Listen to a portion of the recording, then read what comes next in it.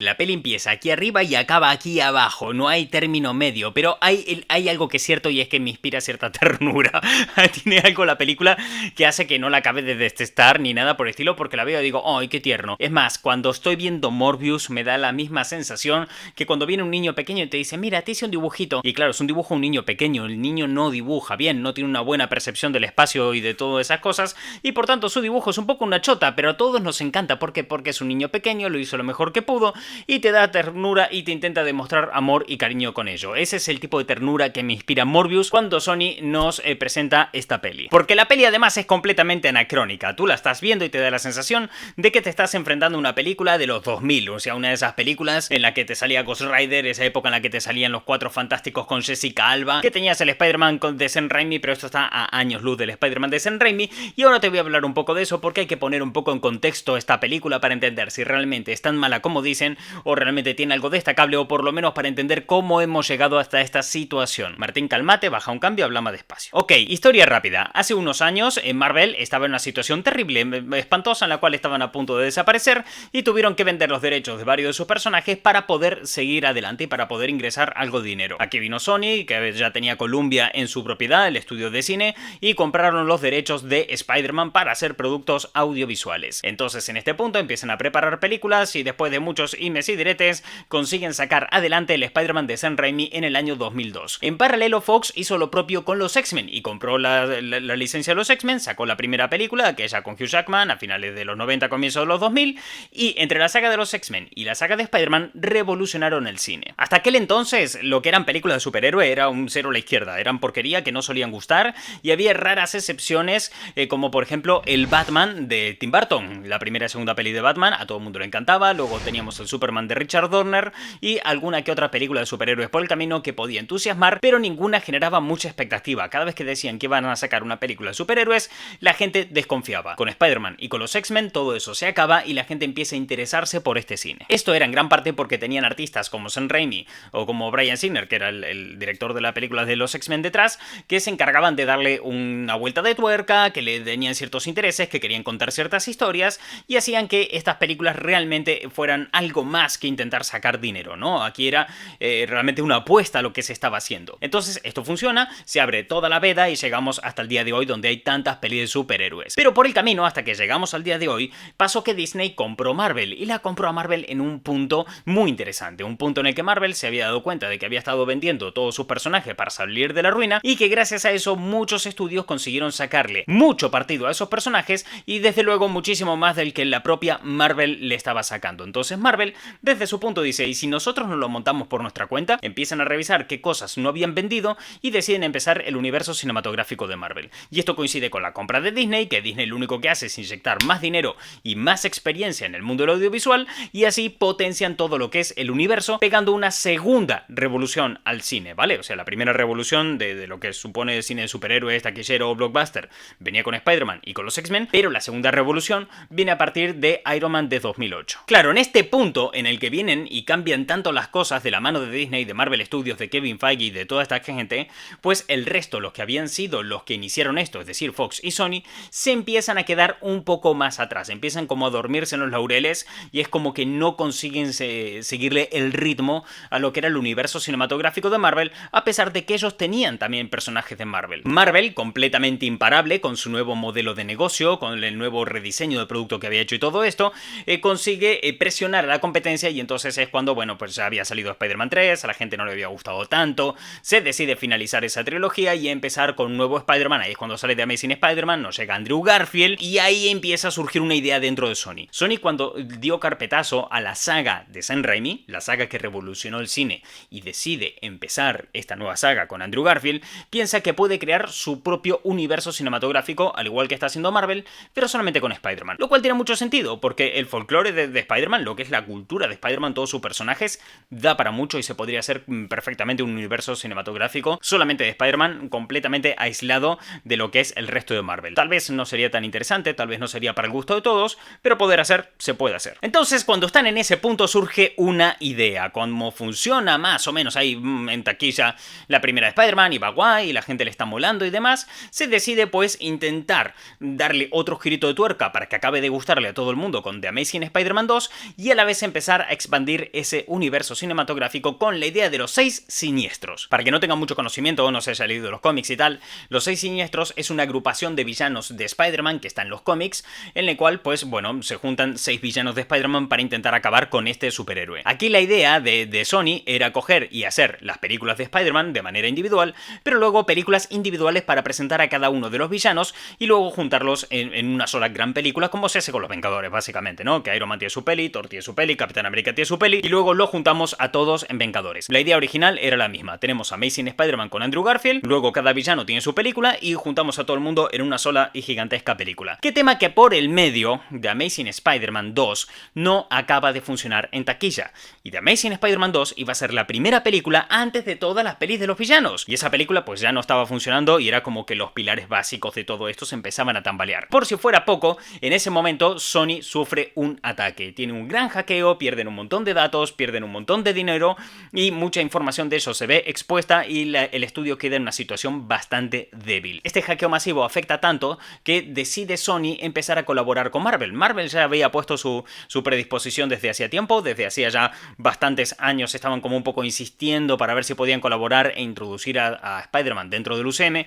Llegadas a esta situación y viendo que su película de Spider-Man no estaba funcionando, viendo que Sony estaba pasando una mala etapa, se decide hacer una colaboración entre Marvel Studios y Sony e introducir a Spider-Man dentro del universo cinematográfico. Y aquí es cuando se vuelve a reiniciar el personaje, se va Andrew Garfield y entra Tom Holland. Y tú dirás, bueno, pues nada, todos los planes de Sony se fueron a tomar por saco. Pero no, amigos, eso es lo que pensaría uno desde la lógica y el raciocinio desde nuestras casas. Sony dijo, los cojones, yo sigo teniendo un montón de personajes de Sony, de Spider-Man quiero decir, que puedo utilizar por mi cuenta sin necesidad de mandárselos a Marvel. A Marvel le mando a Spider-Man, a alguna que otra cosa así, pero yo me quedo con el resto. Y el plan de hacer películas individuales de los 6 siniestros sigue adelante, darle a villanos películas de manera individual sin el héroe. Cabe aclarar en este punto que el trato al que llegan con Marvel es que Marvel puede utilizar a Spider-Man para películas grupales tipo Los Vengadores, Civil War y todo eso. Pero las películas individuales, lo que es película como Spider-Man Homecoming o Spider-Man Far From Home,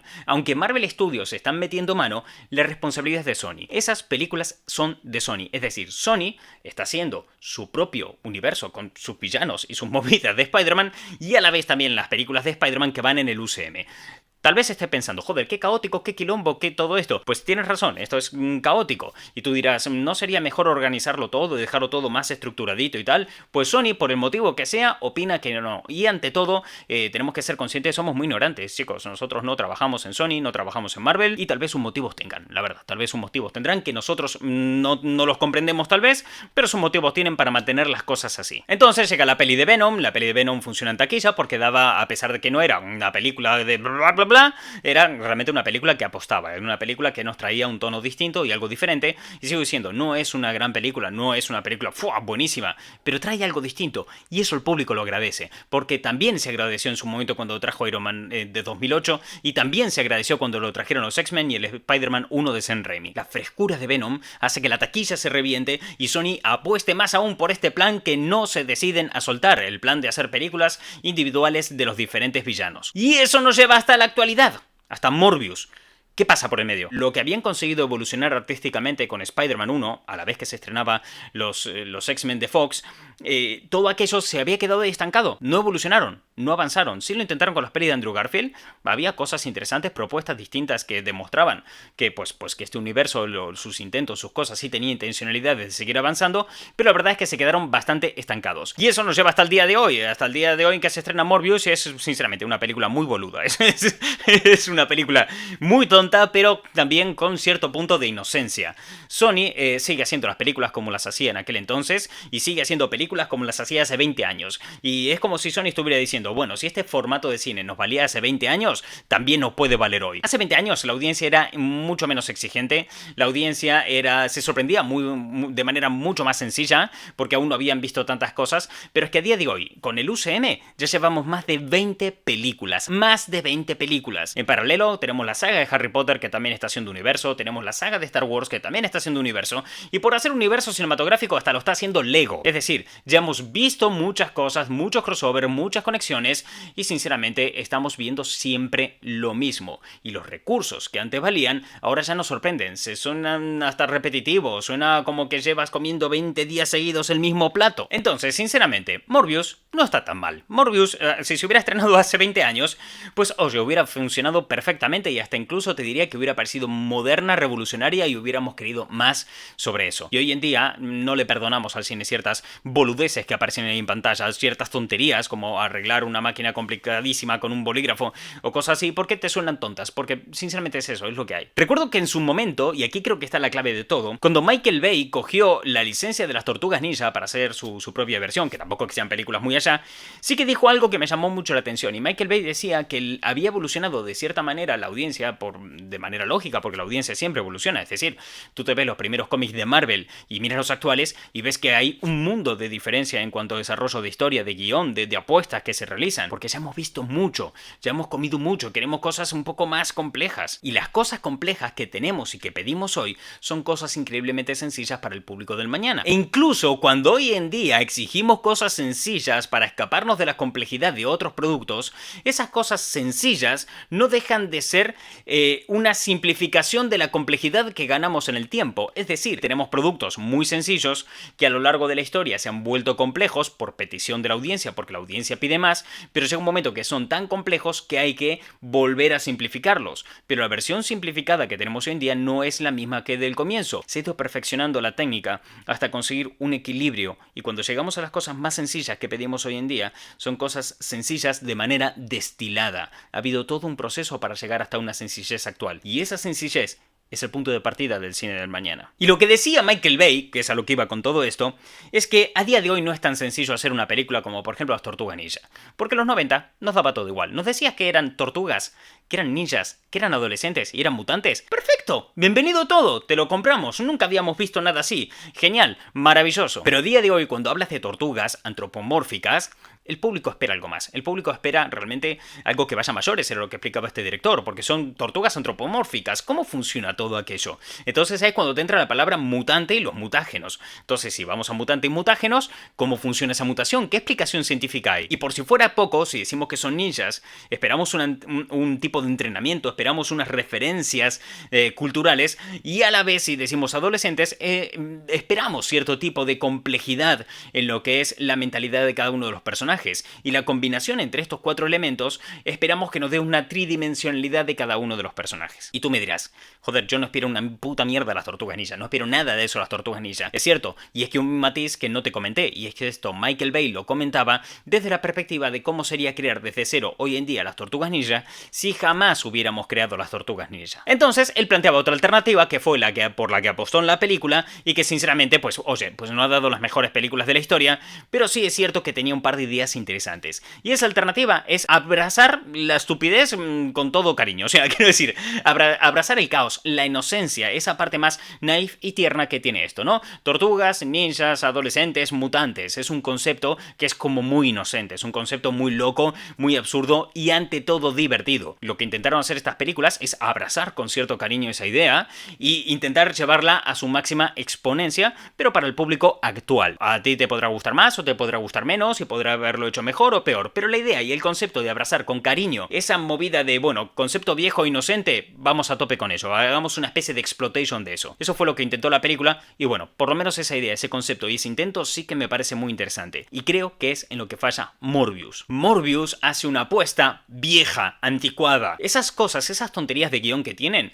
hace 20 años ni nos lo hubiéramos planteado, hace 20 años ni nos hubiéramos preocupado por las estupideces que hace Morbius, y directamente nos hubiéramos sentado y nos hubiéramos dejado pues que la película pues nos pase por arriba y demás, porque sinceramente tampoco está a la altura de otras películas como por ejemplo la primera de Ghost Rider. Entonces aquí mi propuesta de cómo mejorar Morbius, cómo ir más allá, ¿no? Porque hasta ahora ya te digo, me parece que es una peli que me inspira mucha ternura, la veo y digo, ay Sony, qué majo, bueno, lo intentaste, ¿no? O sea, como ese niño que te trae un dibujito y tú dices, qué lindo el dibujo, lo voy a pegar en la nevera, eso es lo que me apetece a mí ahora, pegar la película de Morbius ahí con un imán en la nevera y decir, mira qué lindo, mira cómo lo intentó, bueno, pues ahora me voy a ver el UCM, ¿no? Es lo que me apetece apetece ahora mismo. Entonces, ya puestos, ir a tope. Ir a abrazar estas películas como si fuera una cosa súper loca, un exploitation, alguna cosa, ya que roce la serie B, y yo iría a fuego. ¿Quieres hacer una película vieja y anticuada? Pues métele más elementos viejos y anticuados, abrázalo con locura. No sé, quítame a Matt Smith y ponme a Nicolas Cage. Y me vas a quitar a Jared Leto y me vas a poner en su lugar a John Travolta. Que ojo, que Matt Smith y Jared Leto son lo mejor de la peli, o sea, quiero decir, con diferencia son lo mejor de la película, realmente están comprometidos con sus personajes y lo están interpretando a fuegote y realmente lo hacen muy bien. Esos están a tope, esos se han tomado la peli muy en serio, bravo por esos dos porque lo han hecho guay, pero en este rollo exploitation, ¿te vamos a tirarnos a saco? ¿Vamos a hacer esta cosa y abrazar el caos con cariño? Pues nada, te quito a Matt Smith, te pongo a Nicolas Cage, te quito a Jared Leto y te pongo a John Travolta, y en la banda sonora, por favor, que me la haga Evanescence, ¿no? Y ya puesto que el director sea el mismo de las primeras pelis de Resident Evil, y ya está, a tomar por el culo, tienes una de esas películas de comienzo de los 2000, final, iba a ser una mierda igual, o sea, no hay cómo salvarlo, ¿no? Realmente. ¿Me arrepiento de ir al cine a ver Morbius? No. ¿La volveré a ver? Probablemente. ¿Me apetece seguir viendo más de Morbius? Desde luego no. Es más, estaba viendo la película de Morbius y estaba pensando, ¿cómo me gustaría, ¿no? Que volvieran a hacer algo de Buffy cazavampiros. Podría estar guay. Y eso no es bueno, ¿no? Cuando tú estás viendo una película y esa película te hace pensar que quieres ver otra cosa, creo que no es buena para la película, ¿no? La película te tendría que dar ganas de ver más de lo que te presenta esa película. Ahora bien, a toda esa gente que está diciendo que le gusta y que le encanta y que no entiende tanta hate, yo estoy a muerte con vosotros y os abrazo a todos con cariño, porque sinceramente entiendo que a la gente le guste esta peli, que entiendo que haya un público al que le agrade, porque al fin y al cabo los elementos que utilizas son los de siempre. ¿Ese es el problema? Efectivamente, pero son los de siempre, y si funcionaban antes, pues posiblemente a día de hoy le siga funcionando a mucha gente. ¿Y quién te ha visto y quién te ve, Sony, no? Que hace tantos años, hace tiempo, pues eras la persona que había revolucionado el cine junto con Fox y te has dormido ahí, en ese punto. No has evolucionado. Pegaste toda la evolución de golpe en 2002, en 2001, o cuando mierda fuera que se estrenó esa película, y ya está, nunca más. Hasta ahí te quedaste. Y sí lo intentaste con Amazing Spider-Man, y gracias por eso. Pero ya está. Mi nombre es Martín y nos vemos en próximos vídeos. Adiós. Por cierto, ¿te gustó Morbius? Dímelo abajo en los comentarios. Estaré encantado de hablar contigo y comentarlo porque sigo diciendo, tiene cosas interesantes desde la perspectiva de 2005, supongo.